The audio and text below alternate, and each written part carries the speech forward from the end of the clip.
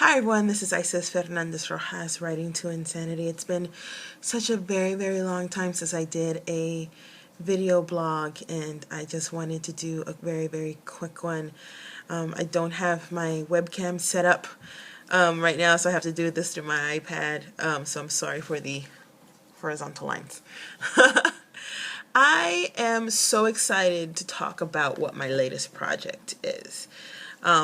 To do that, I gotta talk about the last two. So, the last time I did a blog, or a video blog entry, I was under pressure to finish a deadline for the first chapter of my then thesis, now novel, After the Smoke. And the first chapter is going to be printed in a literary journal called Minerva Rising. I'm very excited. It's going to be printed next month in September. So make sure you go and grab that.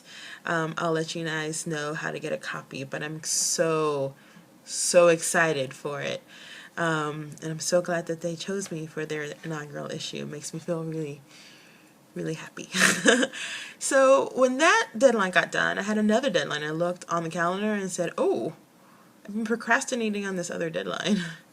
The other deadline was for the sequel to Souls Road 2.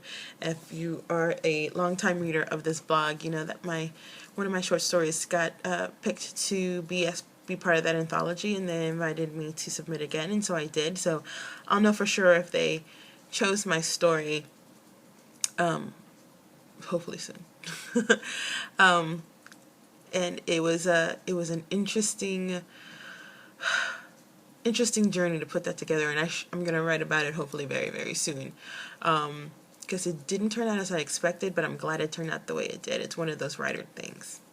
But now I get to talk about my latest and greatest. And so the deadline for that was this last week.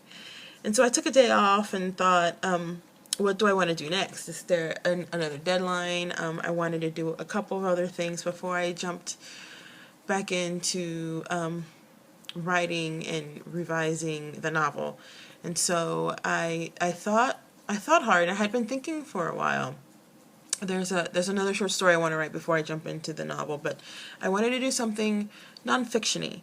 You know, anybody who knows me knows that my background, a big part of my background is journalism, and I'm a journalist, 9 years, work for a newspaper still, and I wanted to go into nonfiction for a little bit, and I thought about, well, should I write an essay instead of trying to do a freelance article?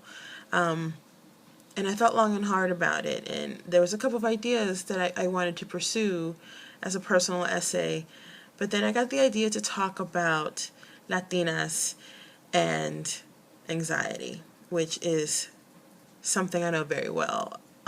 It's a very near and dear topic for me. Again, anybody who's known me, who's read the Twitter, and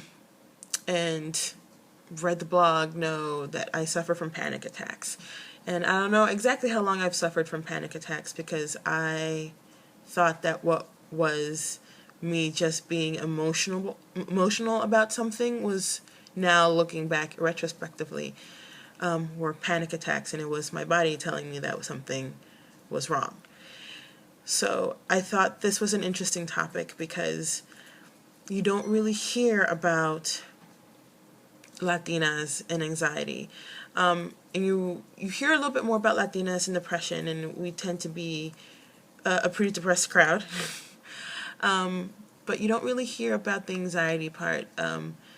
I don't know if it's something along the lines of a stereotypical thing. We are a passionate people, and us not being able to breathe when bad things are happening seems like something that would be stereotypically what a passionate person would do. I don't know, but I think it's something that needs to be touched on, and I'm really excited to write the essay. Now, I'm writing the essay, yes, from my point of view, with my experience from it, kind of how I was diagnosed, how I came to it, the therapy that went along with it, because there was some therapy along with it, and how I still to this day live with panic attacks. You don't really get kind of cured. You kind of live with them. They flare up whenever something happens. You just have to know what the signs are and what your stressors are.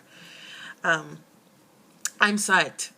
I'm going to, of course, approach this through my experience, but I'm also going to approach this as a journalist, because I want to talk to other Latinas who have this anxiety, have panic attacks, anxiety attacks, which are way more severe than anything I've ever encountered.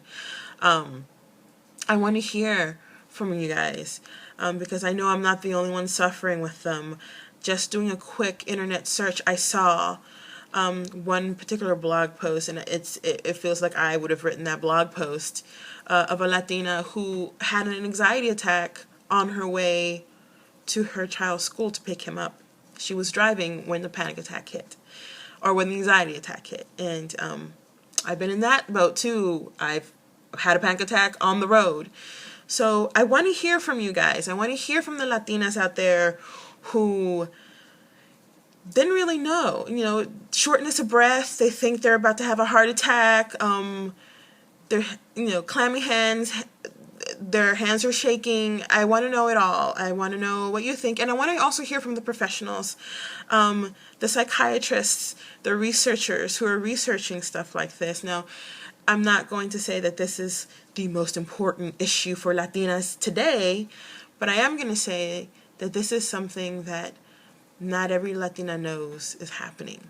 And I didn't know it was happening. And I was very surprised when I went to therapy. And my therapist said, yeah, it tends to happen to Latinas, most especially Latinas who are first generation in this country, who are acculturating and straddling the line between the old culture and the new. And that's fascinating to me. So I'm writing this essay. This is my new project. I'm going to do this for a little bit. I don't know how long.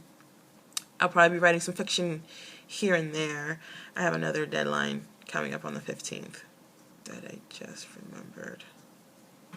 I have a story for that. I just have to fix it, but I'll make it. But so this is what I'm going to do. Okay. I know this is an extremely, extremely long vlog, but this is extremely important. So this is what I'm going to do. I'm going to write this essay. Contact me, leave me a comment here on YouTube or on Google Plus, because this will be on Google Plus. Leave it on the blog. I would love to hear from Latinas. I really think that knowledge is power, and networking and community is power. For Google Plus, I'm going to put together a Latinas and anxiety circle. So other Latinas and professionals, therapists and researchers can join us on this circle, and I'll share the circle.